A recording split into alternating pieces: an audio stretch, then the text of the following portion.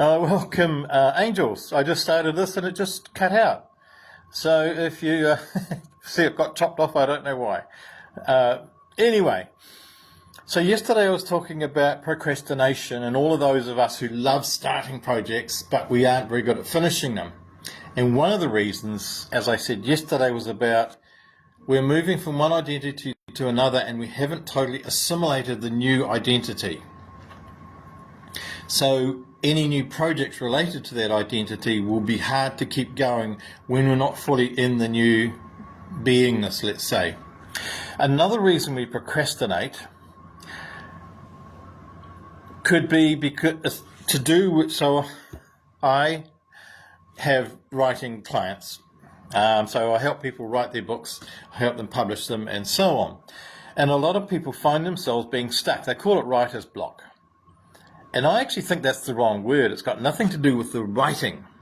So people think they don't know what to do with the story now. Where should the story go, or what should this character do, or whatever. Or if it's a non-fiction, say a memoir, what order should I do things, or should I put this in, or should I not, or who, why.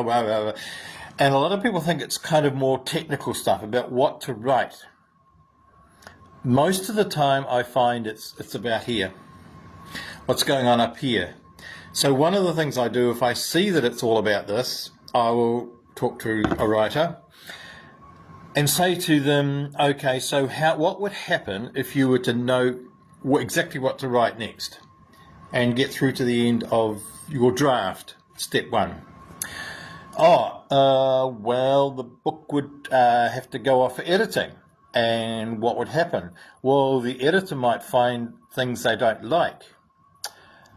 And what's going on there? Well, it's my baby, and I've written it, and it feels awful, and it's a difficult thing to accept that you've spent whatever it is, maybe a year writing your 80,000 words, and then someone else comes along and judges it and tells you need to change this and change that and whatever. So there's judgment. So we name it judgment, and someone's going to critique it in a constructive way, in a way that's going to help you and the book, but it's still someone going, we need to change what you did, and this is your baby. So when we name judgment, and we feel shame, maybe, because we've written something that needs to be changed, we feel shame or embarrassed, so we name judgment, shame, embarrassment, whatever we name, suddenly the writer will sit up more. You go, oh, okay. So then you go away and you make all these changes. And then what? Well, it's going to be published. And then what? Well, people might not like it. And will they say things? Well, they might. Judgment. So they might judge it again, and I'll feel embarrassed and ashamed and whatever. Or people might ignore it. And so what's the feeling there? That I'm nothing, that I'm worthless, or that I don't exist, or I'm insignificant, or whatever. And once we can name those things, suddenly the writing then will take off. Because when we can name the barriers to our progress, we can put a word to it, put a description. Usually it's an emotional word, like embarrassment or shame or anger or bitterness or whatever.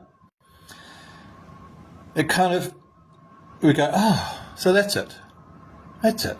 And we can carry on. And this is what psychologists call the Rumplestiltskin method. So Rumpelstiltskin story was all about finding someone's name. So using the Rumpelstiltskin method, when we can name the thing that's in our way, when we can name the barrier,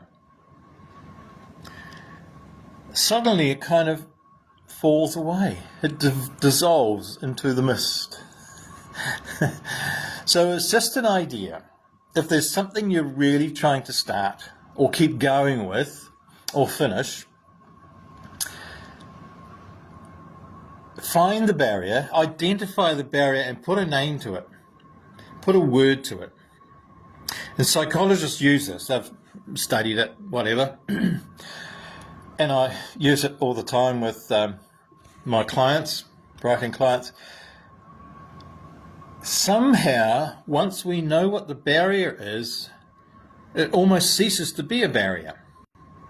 Or it's still a barrier, but it's one we can overcome, or one we can just bear with. If we know that we're going to be shamed, maybe somebody's going to not like our book, or whatever the project is, our business, or whatever we're doing, there's always going to be someone who doesn't like what we do. And that's not our problem. But it is until we name it, claim it, and we can let it go.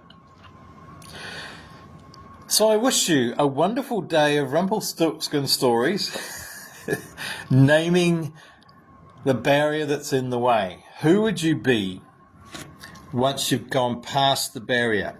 And that's the question.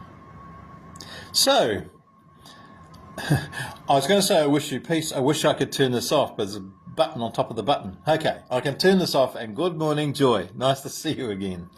And I wish you all the peace that you absolutely deserve.